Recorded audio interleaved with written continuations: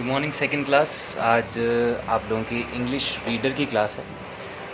तो English reader में आज हम एक नया चैप्टर करेंगे। इस चैप्टर का नाम है rain everywhere. Chapter number 3, everywhere, rain everywhere. तो रेन हमें पता है, रेन का मतलब क्या होता है, बारिश।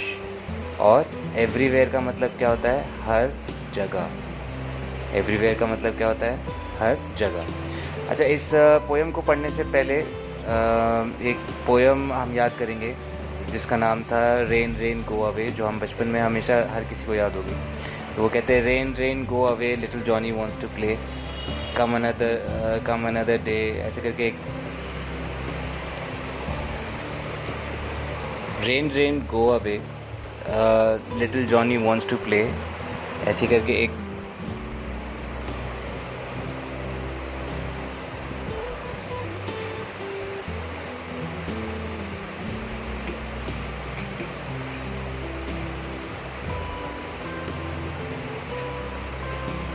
Rain rain go away, come back another day, little Johnny wants to play, rain rain go away. ये हमने बचपन में हमेशा अच्छे से याद की है, आज तक याद रहती है। ठीक है, तो इसी की तरह एक और पोएम है, ये इसका नाम है रेन एवरीवेयर। तो रेन हर जगह। तो आज हम रेन के बारे में पढ़ेंगे। ठीक है, तो ये पोएम है, किसने लिखी है। पहले सबसे पहले कोई भी पोएम पढ़ते हैं तो हमें उसका नाम पता होना चाहिए, किसने लिखी है। तो ये जिन्होंने लिखी है, ये एक कोई इंग्लिशमैन है, कोई अंग्रेज़ है, जिनका नाम है लैंगस्टन ह्यूग्स। Langston Hughes.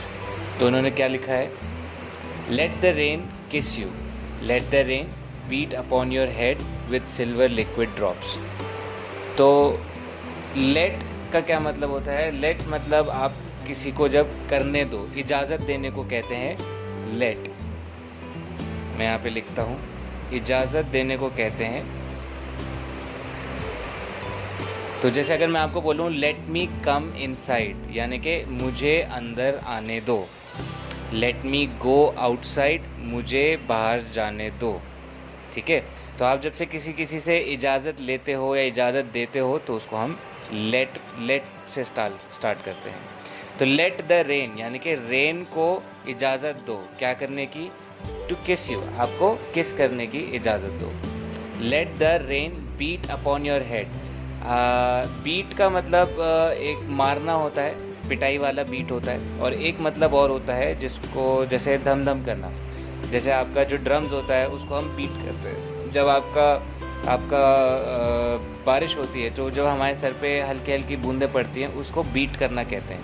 तो let the rain beat upon your head, आपके सर पे थोड़ा सा बजने दो, जैसे बजता है, ड्रम बजता है, तो उसी तरह बारिश को आपको अपने सर पे बजने दो। तो जो पोएट है वो आपको रेन को एन्जॉय करने के लिए सिखा रहा है कि रेन को है, आप उसको ये मत सोचो कि रेन आ गई तो अब हम खेल नहीं पाएंगे। रेन को आप एन्जॉय करो। ठीक है, तो रेन को अपने सर पे बजने दो विद सिल्वर लिक्विड ड्रॉप्स।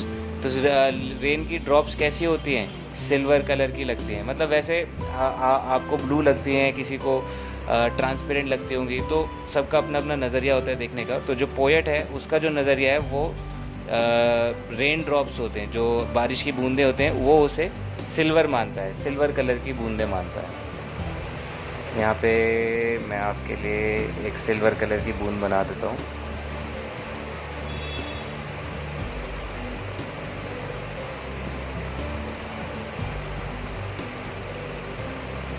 ठीक है, आगे क्या लिखा है, let the rain sing you a lullaby. तो जो गाना, जो रेन है उसकी आवाज़ इतनी मधुर होती है कि उसको ललबाई कहते हैं। तो ललबाई क्या होती है, जब छोटे बच्चे जो होते हैं, जो बिल्कुल दूध पीते बच्चे होते हैं, उनको माएँ जो होती हैं गाना गा के, लोरी गाना। ललबाई क्या होती है, बेसिकली लोरी। तो रेन की जो सुंदर आवाज़ है उसको गाने दो, आपको एक लोरी सुनाने दो। जो बारिश को आपको एक लोरी सुनाने दो। लेट, इजाज़त दो बारिश को गाने की, तुमको एक लोरी सुनाने की इजाज़त दो। हर सेंटेंस जिसके आगे लेट लगा है तो मतलब इजाज़त मांगी जा रही है। ठीक है, अब आगे क्या लिखा है, the rain makes still pools. Still मतलब जो खड़े रहते हैं, यानी कि जो स्थिर रहते हैं। एक जगह ठहरे रहने वाले, ठहरना वाला, ठहरने वाले, जो हिलते नहीं हैं, जो एक जगह पे रहते हैं। तो जो पूल्स क्या होते हैं, पानी का तालाब। वैसे तालाब तो नहीं बनाती, बट हाँ छोटे छोटे पानी इकट्ठा हो जाता है, उसको पूल कहते हैं। ठीक है, जहाँ पानी इकट्ठा हो जाता है उसे पूल कहते हैं। तो बारिश जो है वो हमारे सड़क पे छोटे छोटे पूल्स बना देती है पानी के, जिस पे हम नाव चला पाते हैं। The rain makes running pools in the gutter.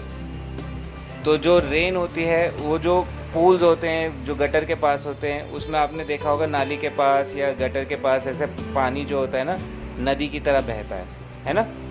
तो इसको रनिंग बोलते हैं कि वाटर इज़ रनिंग, यानी कि द रेन क्या करती है, पूल्स के पानी को मतलब चलाती है ना। The rain plays a little sleep song on our roof at night. तो जो रेन है वो एक छोटा सा प्यारा सा एक गाना गाती है, जो कि हमें नींद ला देता है। उसकी मधुर आवाज़ हमको, उसकी मीठी मीठी आवाज़ हमको सुला देता है। जब हमारे छत पे जब हम सोते में, अगर आपने कभी बारिश नोटिस करी हो, तो आपके छत पे जो बारिश की बूंदों की आवाज़ होती है, वो ऐसे टप टप टप टप आवाज़ जो आपकी छत पे गिरती है, उसके बारे में बात की जा रही है। ठीक है, कि वो एक बहुत बहुत मीठी आवाज़ होती है, बहुत मधुर आवाज़ होती है, जिससे हमें अच्छे से नींद आ जाती है। ठीक है, and I love the rain, और मुझे रेन से बहुत प्यार है। तो ये एक छोटी सी पोयम थी जो लैंगस्टन ह्यूग्स ने लिखी है, और इससे हमको बस यही सीखने को मिलता है कि हमको रेन को एंजॉय करना चाहिए। रेन बहुत ही खुशनुमा चीज़ होती है, एंड इसको आपको एंजॉय करना चाहिए ज़्यादा से ज़्यादा। तो यहाँ पे कुछ वर्ड मीनिंग्स है जो कि आप अपनी कॉपी में करेंगे। किस यानी कि टच, ठीक है, जो पोयम में किस का मतलब है, उसका टच करने का मतलब है। सिल्वर शाइनिंग, मतलब सिल्वर तो कलर की बात हो रही है, तो सिल्वर इज़ सिल्वर शाइनिंग। ललबाई एक लोरी को कहते हैं, इंग्लिश में अ लिटिल स्टोरी, एक छोटी कहानी। साइड वॉक यानी कि जो आप रोड होती है, रोड के साथ में एक छोटा सा फुटपाथ होता है, जिसको हम साइड वॉक भी कहते हैं। फुटपाथ को हम साइड वॉक भी कहते हैं। तो ये वर्ड मीनिंग्स आप अपनी कॉपी में करेंगे। इसके साथ मैं कुछ क्वेश्चंस और करवाऊंगा आपको, जैसे कि हम पहला ये वाला क्वेश्चन हम नेक्स्ट क्लास में करेंगे, क्वेश्चन नंबर ए हम नेक्स्ट क्लास में करेंगे। क्वेश्चन नंबर बी हम देख लेते हैं। Late the rain sing you अ, आपको अगर जैसे आंसर चेक करना हो, फिल इन द ब्लैंक्स आपको यहाँ पे दिया है, let the rain sing you a. ठीक है, इसका जवाब अगर आपको देखना है तो आपको पोयम में जाना पड़ेगा फिल इन द ब्लैंक्स के लिए। ठीक है, तो पोयम में कहाँ देखो लिखा है, let the rain kiss you, let the rain beat, let the rain sing you a. देखो यहाँ पे आया है, तो आ क्या है, ललबाई, सिंग यू आ ललबाई। तो ऐसे आपको आंसर खुद भी निकालना आना चाहिए। तो हम यहाँ पे जो है हमने बुक में से पीछे से देख के ललबाई लिख लिया। ठीक है, ललबाई।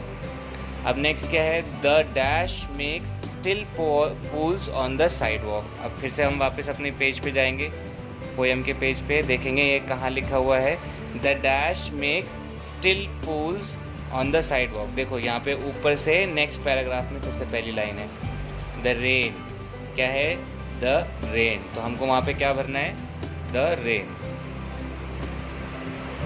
तो हम यहाँ पे क्या डालेंगे, रेन। ठीक है, the rain makes running dash in the gutter.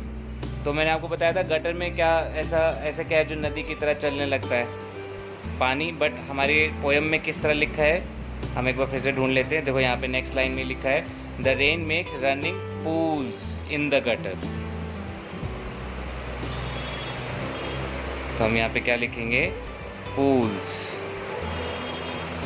POOLs, and I dash the rain. ये लास्ट लाइन थी, हमें याद है उसमें क्या लिखा था उन्होंने, love, I love the rain. ठीक है, तो ये आज आपका होमवर्क है, वर्ड मीनिंग्स लिखना है, आपको बी वाला क्वेश्चन करना है। ये 2 क्वेश्चन आप अपनी कॉपीज़ में करेंगे।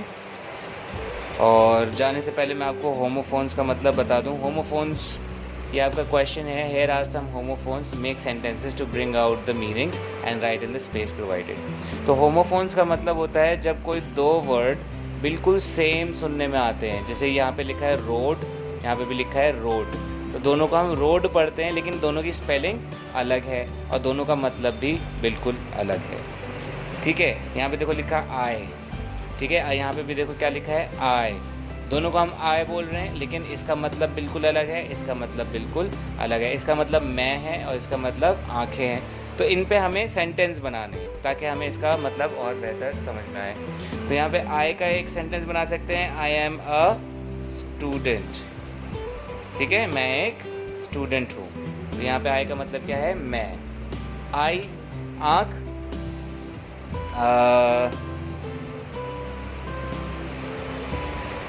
his eye is green। थोड़ा डार्क कलर ले लेता हूँ।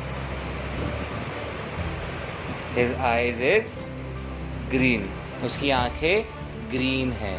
ठीक है, तो इस तरह आपको दो सेंटेंसेस मैंने लिखे। रोड मतलब सवारी करना, रोड करना मतलब सवारी करना, और रोड मतलब सड़क। ठीक है, तो इसका अगर हम सेंटेंस बनाएंगे, आई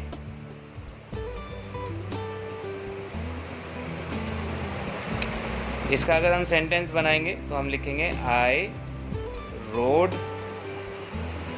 अ हॉर्स। और जब ये आर थोड़ा ठीक से बना दूं, आई रोड अ हॉर्स। और अगर हम इस पे सेंटेंस बनाएंगे तो हम क्या लिखेंगे, दिस इज अ बम्पी